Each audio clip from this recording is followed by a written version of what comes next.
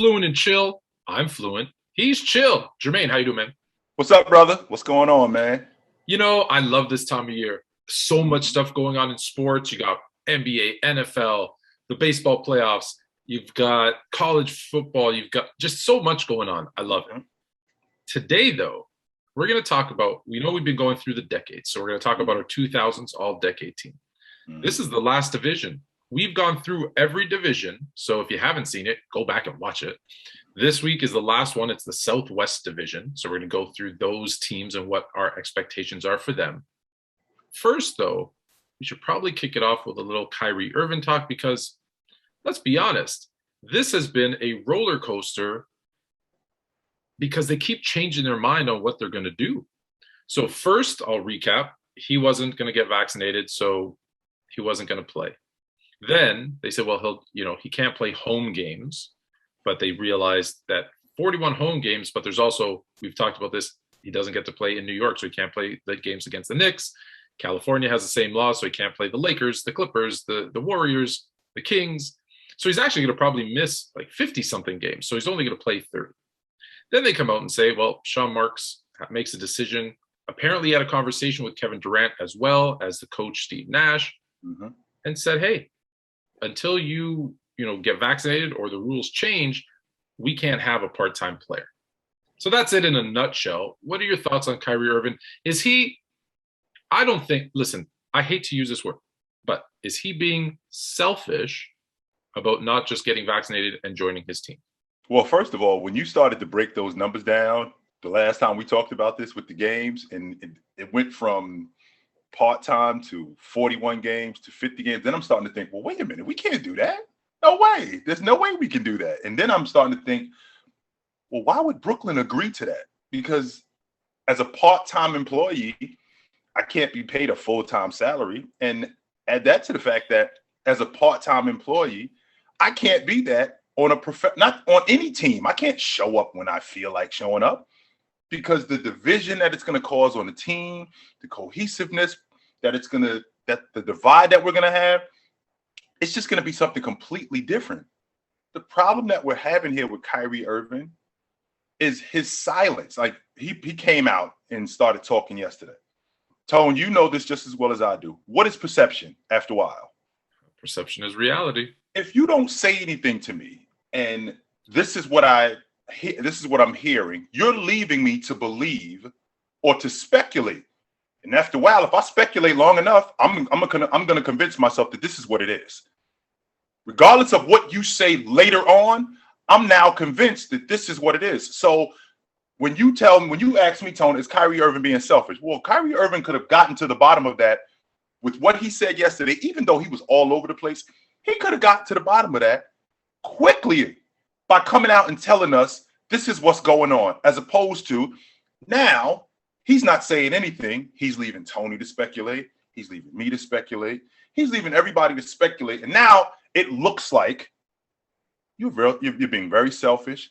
It looks like you're not a part of the fabric of the unit, and you're tearing the unit apart. Not to mention, Tone, this is the same guy who, how did he leave Cleveland? It was abruptly. How did he leave Boston? It was also abruptly. Here we are with the same problem in Brooklyn. It's a different problem, but it's on the same lines. It's abruptly, which means that the next team, do you want to get involved in this? Despite the talent that he has, how good he is, the problems that come with him, do you want to involve yourself with that? Because you can't just involve yourself with Kyrie Irving, the basketball player. You have to involve yourself with him as a whole. So if that's true, do you want to get yourself involved in that? So Kyrie had, when he came out with this speech that he came out with yesterday and explaining himself, my man, the perception of you was already out there. And not only is it already out there, it's almost impossible now for you to change it and for you to get upset about what the perception is, because you could have handled this a long time ago, only except you didn't. It's interesting that people would think, because there was people who said, oh, part-time, that's great. He can play his 40 games. And like I said, it's less than that. It's probably 30 or less. And I bring up scenarios. I go, just think about this. So what if Brooklyn is the 1 seed or the 3 seed. Who knows? Let's say they're the 1 seed. Let's give them credit and say they're the 1 seed. And they play the 8 seed Knicks. So he just can't play that whole first round. He's not available in that series. Nope. That's not acceptable. And you don't have to look far. Just look to the Clippers of a year or two ago. There was players, bench players, role players complaining that Kawhi Leonard was getting, and he's their best player, was getting, special treatment, load management, all that stuff. Now, it didn't happen in Toronto for that one season, but for the Clippers, it definitely did. And it divided that locker room. Well, that was nowhere near 50 games off. And listen, I don't want to call him selfish as a whole, because I understand, when you look at what he does, buildings, schools, donating to scholarships to HBCU students, like he does a lot. Like we don't hear about that. So I don't want to say he's selfish, because he's very giving. But in this particular case, when it's just to the specifics of the Nets, he's being selfish. Again, to your point, we didn't know why he was doing this. Some people said it was religious. Some people said, he was trying to make a statement, for other people who were losing their jobs, who are unvaccinated because of their choice and their freedoms. Great. But if that's the case, if you're making this statement, this political statement, or this in support of people, well, then you need to be out there beating that drum every single day and letting people hear that. Because like you said, you can't speculate on why he's doing it. Could you imagine, I know this is a very different scenario, but could you imagine if Colin Kaepernick took a knee during the anthem and everyone asked him, well, why are you doing it? And it didn't tell him? He didn't say a word, Tom. Because think about it. He even told them, and they still spun the narrative to what they wanted, and he was out talking about it. So imagine when you're not talking about it. So I think it's and then, I don't know, is he going to retire? Is he going to play? Is he just, does he just give in then and get vaccinated? He said, I'm not going to retire. I'm not going to do you think I really want to lose my job? Do you think I really want to lose money? Of course you don't want to lose money. But the problem is that when you have a high profile job like you have, there are certain things that you have to deal with. And one of those things that you have to deal with is public perception. You cannot walk around, I don't care what people think about me. I don't care. Well, that's fine that you don't care what people think about you. We have no problem with that. But what you can't leave people to do is you can't leave people to speculate. Yeah. Because the narrative on you is going to be something completely different, and you're not going to like it, and you're going to find yourself in the position that you're in now. So I hope, listen, for the Nets' sake, I hope they get it straightened out. For Kyrie's sake, I hope he does what makes him happy, right? If his thing is, I want to stand for this and I'm going to step away from the game because of it, then God bless him. And whatever makes you happy, go and do. But let's go do it. Let's do it 100%. Let's not sit on the fence. Yeah, that's all I'm asking. Be clear. So we're going to go from Kyrie, and we're going to go to his coach, because the first player on the 20s All-Decade team is Steve Nash, two-time MVP.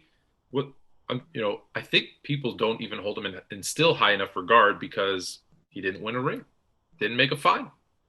But one of the most underrated, when we talk about the best three-point shooters in the game, we never bring up Nash's name, almost never bring up his name. But look at how many, he was very consistent, deep threat. He was a member of the 50-40-90 club. More than once. Right, more than once. Yeah, multiple times. Why don't we give him enough credit? Because he's from Canada. I'm just going to call it what it is. Because he's from Canada. Canada has that quote-unquote soft label, and I think it's nuts that we have that. Canada should never have. Have you seen hockey players? They will get their teeth knocked out, and they'll just spit them out and keep playing. They should never have that. Steve Nash. I have Steve Nash as a top 5 point guard all time with me. I got him. I think I got him fifth all time as a point guard. We're talking about one of the most efficient, one of the most durable, one of the best floor leaders that I have ever seen. He was very good he was exceptional with the ball. That transition game that they had in Phoenix with him was the problem that we had was they kept running it. I said this to you in the past, Tom. Every team has a nemesis. So, for example, in the 90s, Phoenix couldn't beat Houston. Houston couldn't beat Seattle. Seattle couldn't beat Phoenix. There's your problem right there. The problem that Phoenix had was they couldn't get past San Antonio. That was it. Everybody else they could deal with just fine. They dealt with the Lakers. They dealt with that. They dealt with Dallas. They couldn't get past San Antonio. And I got a lot of heat for this, Tone. I think in the 2006 NBA season, I think they would have smoked Miami in that finals. I don't think they would have beat Miami. I think Phoenix would have smoked them with that transition game that they had and Steve Nash at the helm. We're talking about a guy who became elite right around the time when he won the league MVP, led the league in assists 3 straight years, was first team All NBA, was arguably the best point guard in the game. Well, he shouldn't have been the league MVP in the 05-06 season. Well, let's make sure that we cleared. He was 18-11. He was 50-40-90 that year. He was responsible for 44% of their offense. I can't remember the last guy who was responsible for almost half the team's offense. Steve Nash was. That means that if you take Steve Nash off that team, at that time, they are Vancouver. They are Memphis. They are straight trash. So when I think about Steve Nash, he's absolutely an all-time great. And I think he absolutely should be on the first team. And I'm with you. I don't know if they beat Miami. I got to dive deeper into it. But I will say this. There's some serious matchup problems there because you've got Wade, and let's be honest, a slower version of Shaq. That, this wasn't prime Shaq. Would he be able to run up and down the court with those guys in their 7-second offense? Heck, Amari Stoudemire was playing center. Like that was, although Amari would have had trouble with Shaq down low, Shaq would have been, hands on his knees trying to catch a breath. I think they run them out of the arena. I do. Yeah, I think they run. Right. I absolutely think they run them out of the arena. I'm gonna try not to talk because the next player, I could talk for about 45 minutes, and we're trying to keep this show a little short. So the next player is my favorite player all time. He is the second greatest shooting guard all time. He is, maybe people don't give him enough credit for this. And I got into an argument yesterday about it, and that's why I'm bringing it up. Mm-hmm. I don't think there's a smarter, let me rephrase that. I don't think there's a more knowledgeable basketball player to ever step on the court. Now, did he always take his own advice and listen to what he knew he should be doing versus what he did? No, that's probably his biggest flaw. But have you ever imagined someone breaking down tape and angles and the way Kobe Bryant did? I haven't seen it before. So when I use the term, I've never experienced someone with so much IQ, and people like experienced, and they laughed. And I said, yeah, experience, like listen to him, experience, take it in, listen to when he tells you, hey, if you see 2 defenders over here and 1 over here, you can either drive into the belly of the beast and try to shoot over 2 of them. You could go this way and try to take that guy a one-on-one, or you can cut it at a 45 and pull up and shoot a wide open foul line jumper. Not many people look at that and be able to decipher it in the heat of the moment, like he did. So obviously I'm talking about Kobe Bryant. I have him rated much higher than you. I admit I have him rated higher than even maybe he should be because I'm a fan. I've no qualms about saying I'm biased. And if I could get away with putting him higher, I probably would do that too, but I'm not crazy. So Kobe Bryant at the 2 guard. I don't think you're going to argue there, but. Well, how many guys, since we've been talking about this, how many guys are the best player at their position for a decade, and it's indisputable, have we talked about? Very few. Of the guys that very few. 50s, 60s, 70s, 80s, 90s, 2000. How many guys are the best player at their position for a decade, and it's undisputed? I don't think that. Let's see, we did 50s, 60s, 70s, 80s, 90s. So we did 5 decades. That's correct. And off the top of my head, there's no more than probably 5. Okay, so we got Magic, Bird, Jordan. You can't even say Chamberlain, and the reason why is because Jabbar was running around. Yeah, Bill Russell was running around. So there's an argument. Yeah, that's why I said Jerry West, because Oscar Robertson was running around. So you can't say any of those guys in the 90s. You can't say it was. Could you say Olajuwon? I could say Olajuwon. You know how much I love Olajuwon, but Ewing was running around. Yeah, it's argument. Yeah. David Robinson was running around. You can make that argument.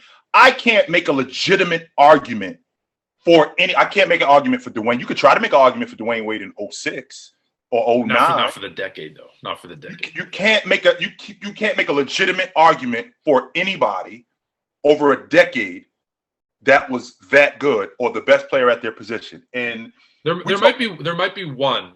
When we start talking about the next decade, there might be one. There might be one more. But that's what I'm saying. There's maybe 5. Right. And he's one of them. Right, absolutely. And we're talking about a guy who was elite on both sides of the basketball. He was exceptional.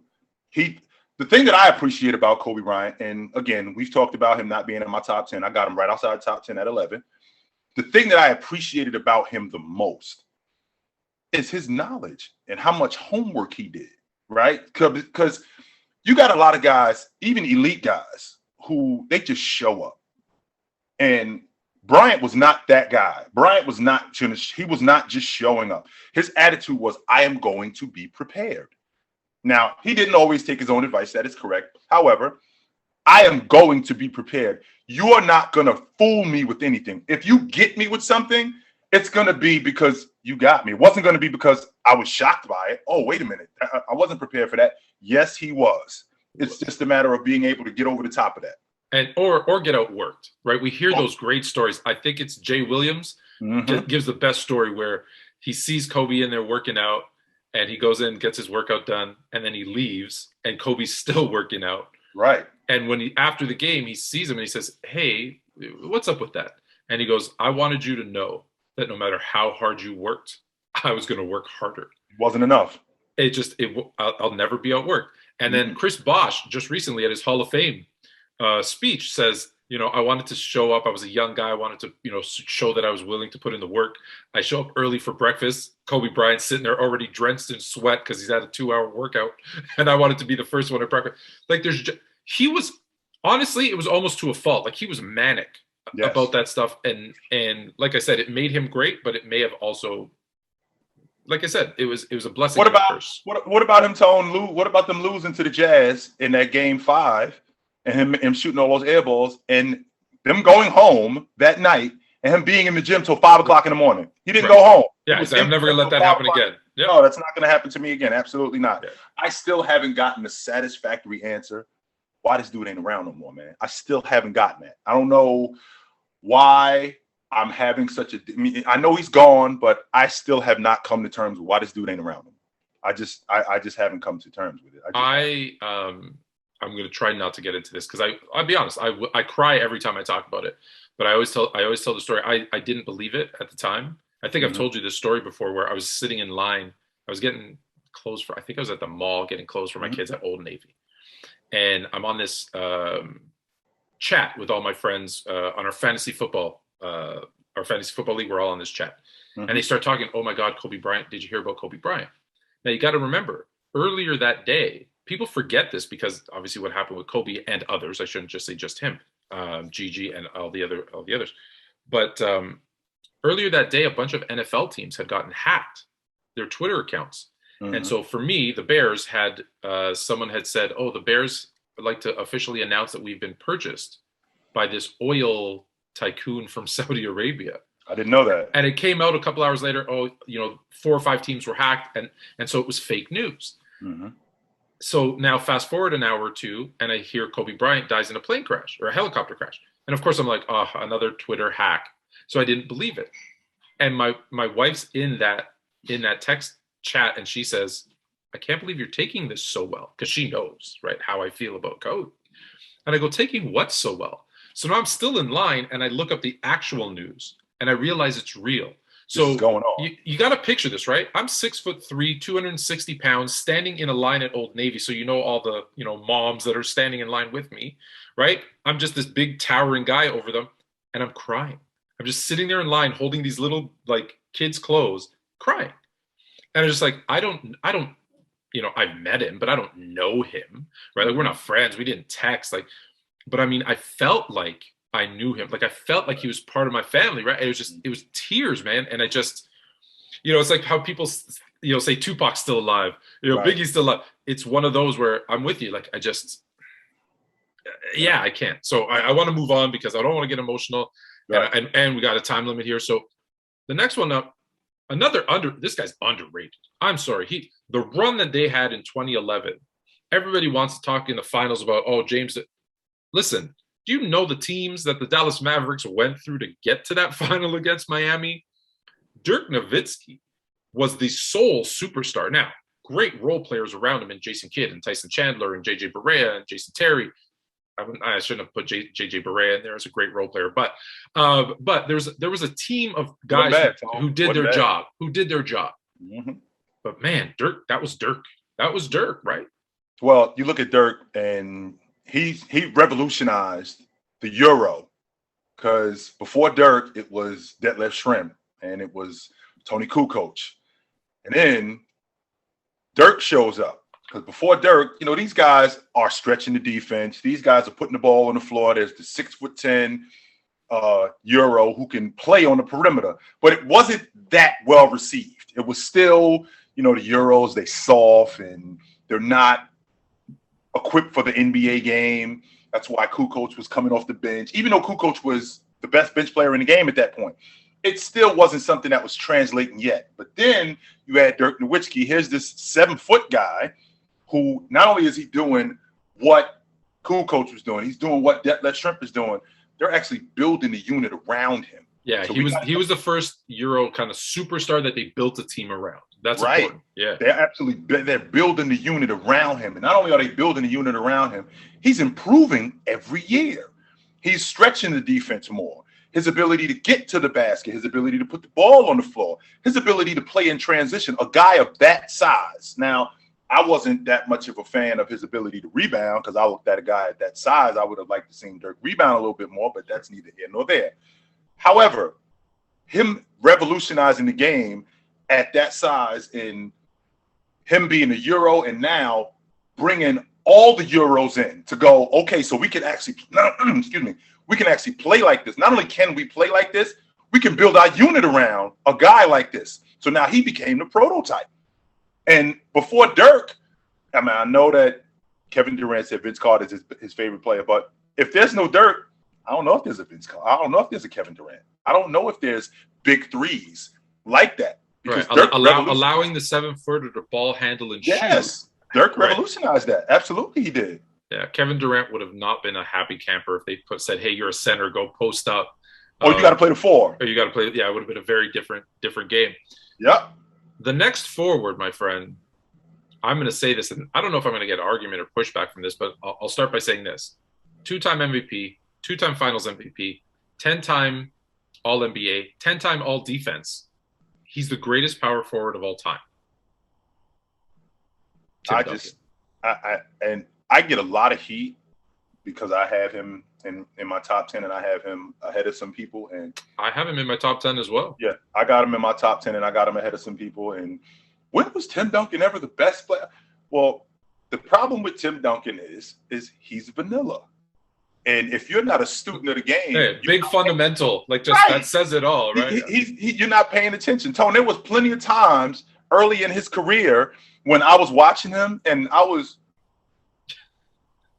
But you wake up and he had 40. Right, Tone. I would see the box score and it reads 27-14 and 4 blocks. And I'm thinking, hello, you might want to wake up and pay attention to this dude. He's awesome. He didn't do a lot of extracurricular things. Tim got right to the point. He had a money mid-range game. He was a superior defender. He was a superior rebounder. He was the epitome of doing exactly what works.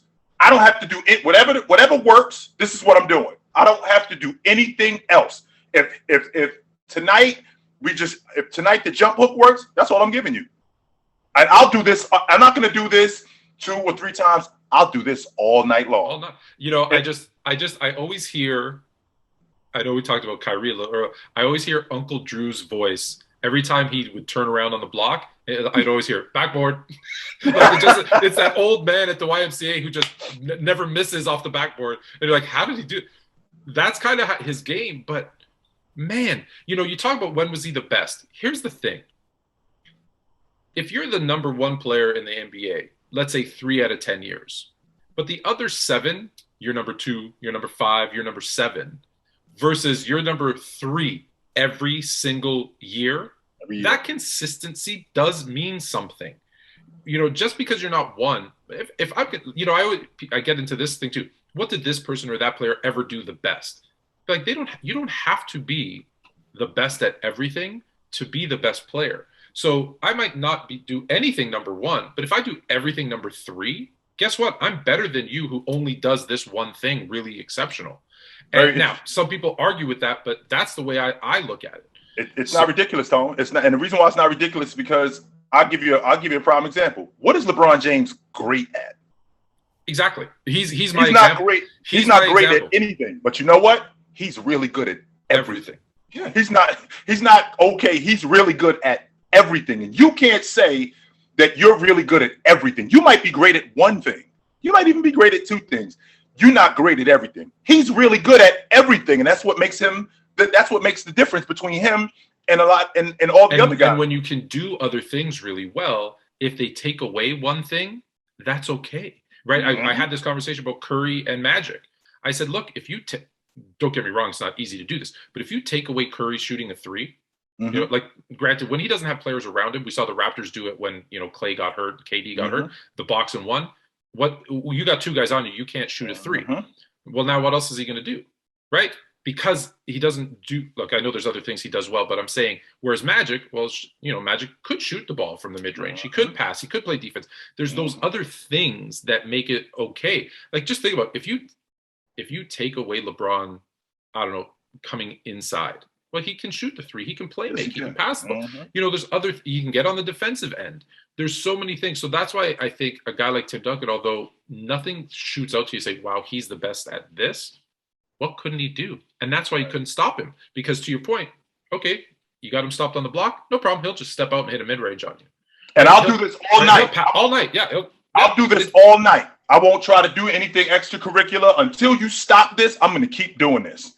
That's who he is. You know, that always is interesting to me. If something's working, what I yell at teams because I'll watch the flow of a game and be like, I'm a little curious. You've been running. I know this is the most boring play, but you've been running this pick and roll for the first two quarters. You're up 20. No one has been able to stop it. So who stops it? Oh, you do. In the third quarter, you start jacking up threes, and now you're losing. You were up 20, running that pick and roll all day. Why did you stop? I got a line, Tony. Oh, it was getting boring. I got one line, Tony. My one line is run it again. Yeah. That's my line. Run it again. Until you stop this, run it again. That's who I am. And like you just mentioned Tim Duncan for a decade, 10 in first to second place. I believe in the 10 from 1998 to 2008, he finished 6 times in the top 5 in Defensive Player of the Year. 6 times, right? In league MVP from 98, I think to 2008, I think he finished in the top 5 9 times. So we're talking about a guy who he didn't do anything great, but he did everything really good. And there was nothing that was going to stop him once he got this one thing going. He was not going to deviate from that until you stop this. That's who he was. Our center is going to be no surprise because let's be honest, if he I steal this from Kobe. If he had Kobe's work ethic, he's unquestionably the greatest player to ever play the game of basketball, the most dominant player to ever. The only thing was he's one of those guys, like you said, that he knew that he was better than everyone else. He was bigger. He was stronger. When he came into the league, people forget he was fast. He could get up and down the court. You know, you didn't want him dribbling, but he could go coast to coast. For a guy that was 7'2", 200 and whatever, almost 300 pounds at some point, Shaquille O'Neal, you know, as great as he was, as many accolades as he has, could you imagine he actually could have been better? Think about that for a second. He could have been better. And to your point, I asked the question, Tone, what's the narrative on a guy today running around that's tearing down backboards? That's flattening stanchions. Like how are we talking about this dude today? And that's what was going on then. We had a guy who you had to eat. He didn't have a bevy of moves on the block, but what he was just brute force, and there was nothing that you could do about it. Ask Chris Dudley what he could do. Right. He was just brute force, and there was nothing that you could do about it. I said, when I watched, of all the games that I've ever seen him play, that series against Philadelphia, and I said, I don't care if he ever wins another league MVP, wins another NBA championship. What I saw him do to Mutombo, I can watch that all day, every day. I loved every minute of that. And that's not a scrub. That's one of the best defensive centers of all time. He was the defensive player of the year that year. Shaq destroyed him. Shaq didn't play well. He destroyed him in that series. But the problem that we have is exactly what you just got finished talking about. Him just showing up. We have a guy who, you know, Tony never led the league in rebounding, not one time. Never led the league in blocks, one time. And considering He never did those things. He still was awesome. And let's be honest, he could have. Right. If he put his mind to it, he easily could have, led in blocks, rebounds, heck, and probably points in the same season if he really put his effort into it. Absolutely done that. The year he won the league MVP, which is the 99-2000 season, led the league in scoring. He was second in the league in rebounding. I think he was third in the league in blocks, and he averaged almost 4 assists. And that's what was expected of him from now on. It's like, okay, Shaq, you should be 30 and 15 on the regular. We've seen Jabbar do it. We saw Chamberlain do it. And you just as good as those guys. So you should be doing that too. And the problem that we had with Kobe was Kobe looked at him like, why are you not showing up and doing this? You know how good we could be? I really think that is what started the divide. That was the divide. The divide, because I remember seeing interviews with Kobe afterwards. And he's like, you MFer, like if you would have just worked half as hard as I did, we'd have 15 rings. We saw what Jabbar and Magic did. We saw what Oscar and Jabbar did. And Kobe's looking at Shaq like, we'll have people forgetting about them. What we could do if you would just show up and bring the work ethic. Trust me, as a Laker fan, trust me, watching that just it brought me joy, and then it broke my heart by the end, right? All right, second team. I'm just going to whip through them and just quickly comment. So the team is Jason Kidd, Allen Iverson, LeBron James, Kevin Garnett, Ben Wallace. So Jason Kidd, again, another, just true. I got Jason Kidd in my top 5 point guards all time. Yes, I do.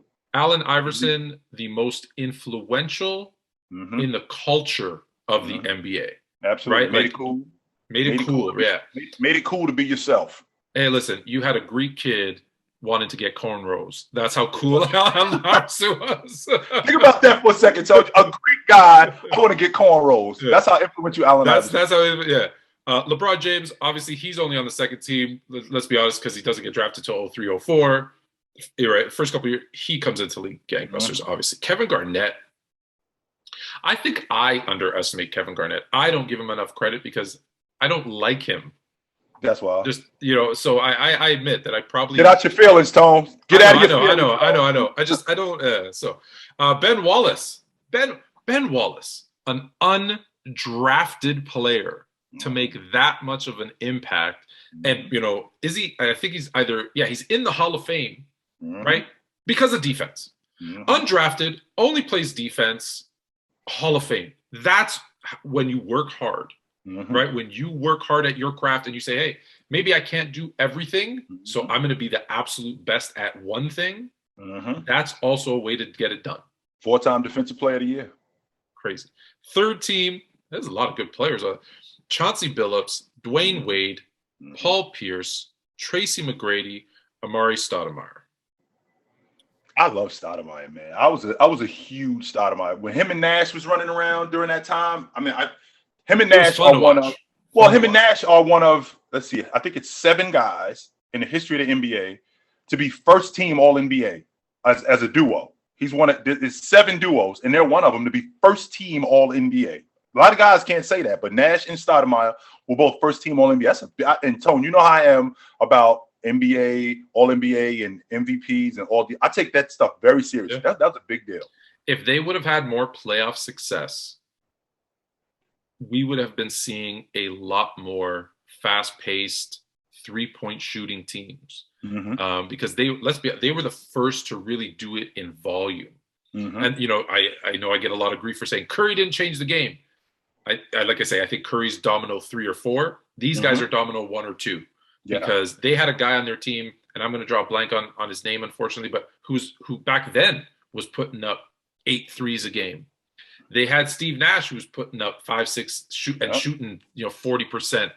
You talking about Barbosa? That's what you talking about. Barbosa. There we go. They were Mm-hmm. shooting threes before it was cool, and in the regular season, wow, it worked. Mm-hmm. They needed to find a way to make it work in the playoffs. Mm-hmm. Tracy McGrady. I'm just going to say on him because he's one of those guys. If it wasn't for injury, he's like Grant in that Grant Hill conversation, in that Brandon Roy conversation. If it wasn't for injuries, he's on. Also, I think if he stays in Toronto, there's a great article in Slam where Kobe, this is when Kobe was with Shaq, and they asked him about him leaving and going to Orlando, and he says, "Oh, that was great." They go, "What do you mean it was great?" He goes, "If it wasn't for him going to Orlando, it would have been Lakers Raptors in the finals at least a few times." Because him and Vince together, the way that they developed, Although do you think he's a Hall of Famer though? Not a first ballot Hall of Famer. Absolutely not. In fact, I had a really big problem with him getting in first ballot and Dominique Wilkins not being first ballot Hall of Fame. I had a huge problem. That means something to me. I don't know if it means something to everybody, but first ballot means like you are the best of the, like, that's the thing. I think too many people get into the Hall. And I think the one way to at least distinguish the truly elite is to say only they get in, first ballot. And then maybe they get like a little emblem or something, right? Like, LeBron should be a first ballot. Jordan was a first ballot. Bird, Magic, first ballot. You get that little distinction, and then you can be like, okay, here's the Hall of Famers. Yeah, but here's the first ballot Hall of Famers. I think it should be special. I agree with you. Honorable mention, we talked about him. Vince Carter's another one. It's interesting. I get a lot of grief for this, and he's more athletic. He is like a better shooter. He is just as good in terms of defense ability, not intensity, but ability, as Michael Jordan. But you would never compare the two. It shows you the heart and desire and instinct that needs to go in, even as an elite NBA player, to go from that one, that there's tiers, even with the greats. Because what couldn't Vince Carter do on the basketball court? Well, Tone, I'm gonna name some people, and you tell me where Vince Carter falls. So of that decade, the best two guards: Bryant, Wade, Richard Hamilton, Brandon Roy, Vince Carter. Where does Vince Carter fall in that line? Where he should be is right after Kobe is where he should be. That's what I think he should. I thought Vince Carter was going to be right there with Kobe Bryant. Yeah, like that's it, but again, that's that intensity that, look, he's a really nice guy and he had a really good career. It's just, so we could, I'm not knocking him. Like, he did way better than I could have done. But man, if he would have had just that killer instinct, I think he's almost too nice of a guy, which I guess isn't a bad thing, but you want that guy that maybe he's nice off the court. On the court, maybe it would have been great to see him. So he's on an honorable mention, as well as Ray Allen, Carmelo, Pau, Manu, Dwight Howard, Yao Ming, Chris Bosh, Elton Brand, and Gilbert Arenas. Any of those honorable mentions that sticks out to you? Agent Zero. I think that Agent Zero derailed himself, because had he not derailed himself, I think that he would have been on either that second or third team. No question about that, because he was definitely one of the best guards in the game during that point. We're talking about a guy who was like 22-6, and he was just a nightmare for any defense. I watched him put 60 on Kobe. So he was taking that Washington team to the playoffs regularly. The problem that they had was they kept running into LeBron in Cleveland. Otherwise, I think that they would have went further. He's probably the one guy that sticks out to me, because Gilbert Arenas was hell. He was hell to deal with, no doubt. I love the guys with the best nicknames too. Agent Zero. Agent Zero. Like, come Absolutely. on. That's got to be on one of your lists. All right. Southwest Division. Now, before we jump into the Southwest Division, remember, Fluent and Chill, we're here 2 times a week. Subscribe so you don't miss any of the episodes. We do an NBA, NFL edition, and live on TikTok, taking your questions Mondays at 8 p.m. live on TikTok. You can find that either on mine, which is sports_fluent, or Chilltown 32. We're taking out some of the vowels though. You'll find it on TikTok. Trust me. It won't be hard to find. It won't be hard to find. So here's the Southwest Division. Let's start from the bottom. And I don't think there's a city that had a worse 2021 than Houston. With what happened with the Texans, what happened with James Harden making his way out of there, and the Rockets. Man, it's been a tough year for Houston. Well, I'm trying to make sense on what exactly the plan is, because as of right now, they don't have a franchise player. They don't have anybody to build it around. Who is our guy who we're building this around? They just got this kid, Jalen Green, but we don't know who he is. All right. What's the story with John Wall? What are they doing with him? Are they going to? We all thought he was going to get traded. And that didn't happen. Then you got Christian Wood, who I was a big fan of Christian Wood before he got hurt. He was on his way to being the most improved player. So the problem that the problem that we're having with Houston right now is they don't have an identity. We don't know who these guys are, and they're just trying to find their way. And because they're trying to find their way, they're stumbling. And losing James Harden and losing Chris Paul the way they did, and that team just getting dismantled how it is, it's bad business for Houston. It's going to be like that. I don't think that they're going to be in last place in the Western Conference or next to last place in the Western Conference like they were last year, but I think it's bad business for Houston this year. I'd be surprised if they won 35 games. I disagree with you. I think they're going to be sub 20 wins. So you think they're going to be straight trash? Yeah, I think maybe even purposely, right? Get another draft pick, because that's how they're going to build this team right now, is through the draft. So they're going to be a very high draft pick again. I'd be surprised if they win over 20 games this year, because the West is strong as it always is. But you've got these teams coming back. Next up is the New Orleans Pelicans, who I don't know if there's, I hate to say this, I'm sorry, New Orleans, I love you as a city, but that might be the worst name in the NBA is the Pelicans. And the team itself has, I don't know what they're doing either. Well, let me ask you this question, Tone. As a franchise, who was the face of their franchise? It was Lonzo. Now it's Zion. I think that they have their franchise player in Zion. They do. They're building it around him. Now, the question that we need answered is, what else are you guys going to do? All right, Brandon Ingram, I think that he's a star.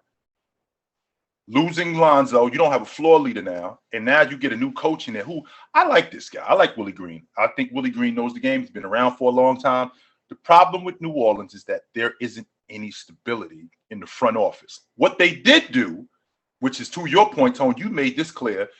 They hired Stan Van Gundy, realized immediately this is the wrong guy, and they fired him. Fail fast. They didn't continue on and go, yo, let's work this out. Nope, this is not the guy. We screwed up. Let's get rid of him. Now, does that suggest instability within the organization? Maybe, but what they've proven is, all right, we're getting on with this, and we're not gonna stay bad because of our coach. We're gonna get somebody new in here, and we're gonna start over. Now, what they have to continue to do is they got to continue to build within the front office, and they got to show that they know what they're doing, because you can't have two bad hires, Tone. You can have one bad hire, but you can't have two bad hires. You've never seen a successful team. You'll never find a successful team that has turnover either in the front office or at head coach. It just consistently. Yeah, you just pick any team throughout history. The only time they really get good and stay good is when they turn that thing. We talk a lot about the Raptors. I know you get a lot of Raptors questions, so I'll bring them up. Just think about them in the early years. Different coach, different GM, different coach. What happens when they say, hey, Masai was actually there. He leaves. He goes to Denver. They bring him back and they say, you're in charge. Whatever you say goes. And he's been – guess what happens when you have a guy like, oh, guess what? Now they're consistent winners. Now they're rebuilding this year, but you see that consistency in that team. Right. Look at the Knicks. The Knicks, new coaches, new teams. It never, ever works when you don't have that stability. I still don't think – listen, it's the first year of this coach. So it's not there yet. I have questions about Zion. I think people want him to be one thing, and I think he's another. Ingram, yeah, I'm with you. I think he's a star, but I look historically, what has New Orleans done that would make you think they're going to build a team around these guys without them leaving? Boxed in the front office. That's what they've done. So unfortunately, they're going to be right where they were last year. They're probably going to win unless Zion stays. I also think Zion's an injury risk, right? But I think they're the same thing. They're the 30-35 win team, which keeps them, I think, just outside of the play-in. San Antonio's an interesting one because we've never really seen in recent memory a bad San Antonio team. Well, and last year, 33-39 losing record. Pop had a little bit of turmoil at the Olympics. Is it time for them to just wipe the slate clean, you think? How you feel about Houston, that's how I feel about San Antonio. I think they're going to be super whacked on. I think that what they have going on there, I think the best years, Tim Duncan, Tony Parker, Ginobili, I think those in losing DeRozan, and now we're starting with Pirtle, guys like that, and Collins. Well, just who's gone? Aldridge is gone. DeRozan is gone. Patty Mills is gone. Everybody's gone. Everybody's gone. So they essentially are starting over, and they starting over with guys like Collins from Portland and Pirtle and Murray, who I like Murray. I like Murray. I like Murray. But I like Murray too, but I think that the game is passing Pop by. I know that they won the gold medal, but I think it's about that time where we're getting close to Pop wrapping it up, where it's time to call it a career. I'm not going to say that he's over, but I think we're getting close to that time because players are starting to tune him out. And I think the game is changing for him. Yeah. So I wouldn't be surprised, Tone, if San Antonio was at the bottom, not just at the bottom of that division, but at the bottom of the Western Conference. The West. Mm-hmm. Memphis is another interesting one. Memphis is interesting to me because even when they're good, I think there's always something. Even when you say, oh, they're really good defensively, they're really this, they're really that, they just never seem to get it done. Yeah. Is this year they make a jump? Well, you got to take into consideration too, Tone, that these guys are kids. This is third. We're going into his third year. Jaren Jackson Jr., he hasn't shown that he can hold up, which is the difference with him. I mean, if he could hold up, just like I love Dylan Brooks, who broke his hand, so he's going to be out for a while. Yeah, so it's always something with them. Now you traded Valanciunas. You traded for Valanciunas, which is, I mean, that's a big deal. He's second in the league in rebounding. However, Tone, the problem that we have in it, and I didn't even talk about Ja Morant, who I think at some point he's going to be a top 5 point guard in the league, right? But these guys are kids, man, and they have to show that at some point we can figure it out, and that's where they're going. And they haven't been able to figure it out. Once they get healthy, because I think Dylan Brooks, he looks to me like a better version of Tony Allen. That's what he could be as a defender, and not just a defender, as an offensive player. But the problem is, you love your Canadians. Oh man, I didn't know. I didn't. Lou Dort, Dylan. Oh, I didn't even know. I just found out not too long ago. I didn't know Dylan Brooks was Canadian. And I didn't know Jamal Murray was Canadian. I was like, really? We got some players up here. Yes, you do. I did not know that Dylan Brooks was Canadian. I just found it out recently. But I look at this Memphis team, and I think that they're going to be right around the play-in tournament, and I'm going to say this for the people in the cheap seats, I hate the play-in tournament. I don't I hate the play-in tournament. We can say it together because I hate the play-in tournament. I hate the play-in tournament. You have a play-in tournament. It's 82 games. 82 games, exactly. That's it. That's your play-in tournament. If you can't get in the playoffs by 82 games, you shouldn't be in the playoffs. A 10th place team is not a playoff team. That's it. But that's neither here nor there. It's different. It's different. If it was like baseball, where only the top team in each division makes it, and I know they've changed this since, and then you had a play-in tournament like the wild card to let it different. You've got 8 teams out of 15, so more than half already get in. Why 10 is 2/3? Why do you need 2/3? The 10th place team in the Eastern Conference is not a playoff team. That's not. Agreed. It is not a playoff team. When I look at Memphis is, I got them around the play-in tournament. I think I got them around 7, 8, 9, and the question with them is going to be health and maturity. That's more than anything. And if these guys can become that, and I think that they can make some noise in the Western Conference. Absolutely. But they are the class of that division as of right now. I've got them from contending, like, hey, they're a playoff team. I got them. It's a little spin on an old saying. I think they're a year away from being a year away. I think they need. I think they need to, or bring in a piece, or like I said, those guys need to. They need to a couple more years, but they need that time to develop. So they need to. So I hope that their front office, their training staff, is actually developing those players because there's a lot of talent there. The last team, I'm so disappointed. I'll just be honest. I'm so disappointed in the Dallas Mavericks offseason. You have a player like Luka Doncic, who some will say is an MVP candidate. Some will say he's, on the verge of being a top 3 player in the league. Some people maybe say top 10. Some people knock him a little bit. But you have a player who's clearly very talented, who's going to be in that conversation for an MVP for years to come. And I don't think they did him any favors. I don't think they built a team around him that would make his life easier. Well, I disagree with that, Tone. And the reason why I disagree with that is because he hasn't used Porzingis as well as he should have. We got a guy who's 20-9, whose production goes from 20-9 in the regular season to 13 a game in the playoffs.